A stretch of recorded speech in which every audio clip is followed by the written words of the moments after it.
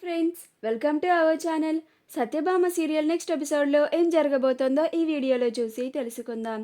సత్యకి అండగా నిలబడి సత్య తరపున మాట్లాడిన క్రిష్ అసలేం జరిగింది అని తెలుసుకోవడానికి ఈ వీడియోని స్కిప్ చేయకుండా ఎండ్ వరకు చూసేయండి.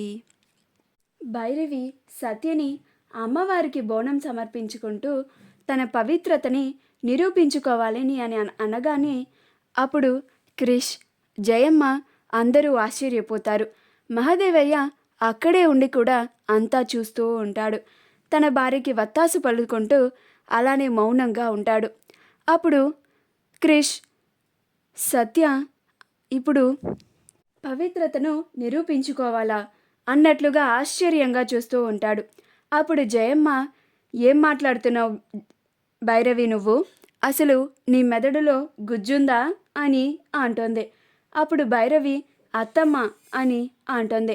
అప్పుడు జయమ్మ, అవును, నీ అత్తమ్మనే మాట్లాడుతున్నాను అని అంటుంది.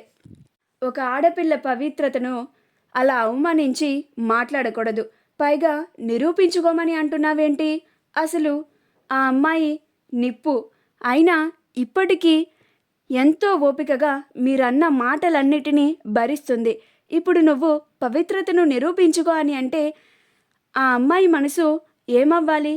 ముక్కలైపోతుంది అని అంటుంది. అప్పుడు భైరవి సత్య ఒప్పుకొని అమ్మవారి ముందు ప్రమాణం చేసి బోనం ఎత్తుకొని అమ్మవారికి సమర్పించుకోగలిగితే సత్య ఎలాంటి తప్పు చేయలేదని నేను నమ్ముతా. మళ్ళీ నా చిన్న కోడలు అని నేను ఒప్పుకుంటా అని అంటుంది. అప్పుడు జయమ్మ, చూసినవరా నీ పెండ్లం ఎంత కఠినంగా మాట్లాడుతుందో, దాన్ని ఆపు అని అంటోంది. అప్పుడు మహాదేవయ్య, భైరవి చెప్పిన దాంట్లో తప్పేమున్నది, కరెక్ట్గానే చెప్పింది కదా అని అంటాడు. అప్పుడు జయమ్మ, మీరు ఏం చేసినా ఇట్లానే చేస్తారు, రాతి మనుషులు అని వాళ్ళందరినీ తిడుతూ ఉంటుంది.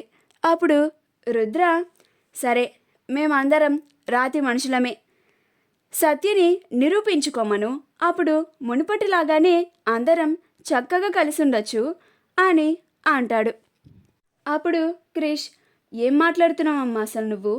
సత్య పవిత్రతను నిరూపించుకొనడేంది అని అంటాడు. అప్పుడు జయమ్మ, మీ అమ్మకి తిన్నదరక్క ఎట్లా పడితే అట్లా మాట్లాడుతుందిరా అని అంటుంది. అప్పుడు క్రిష్, సత్య ఎలాంటి తప్పు చేయలేదు అని నేను నమ్ముతున్నా. సత్య తన పవిత్రతను నిరూపించుకునేంత పరిస్థితుల్లో లేదు. తను తన పవిత్రతను నిరూపించుకోవాల్సిన అవసరం కూడా లేదు అని అంటాడు.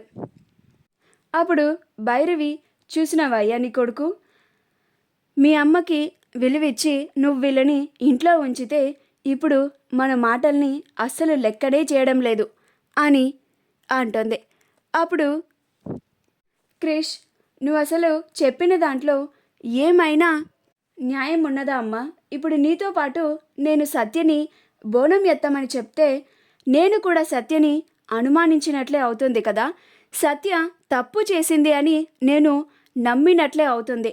మీ అందరితో పాటు నేను కూడా సత్యని అవమానించినట్లే అవుతుంది.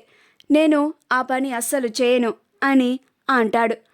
అప్పుడు జయమ్మ, అదిరా నా మనవడు అనిపించుకున్నావు, నువ్వు కూడా వీళ్ళందరిలా కాకుండా సత్యకి భర్తగా ఆలోచించినందుకు నాకు చాలా సంతోషంగా ఉంది అని అంటుంది. మా వీడియో కనుక మీకు నచ్చినట్లయితే లైక్ చేయండి, షేర్ చేయండి, మా ఛానల్ని సబ్స్క్రైబ్ చేసుకోండి, పక్కనే ఉన్న బెల్ ఐకాన్ని క్లిక్ చేయడం మాత్రం మర్చిపోకండి.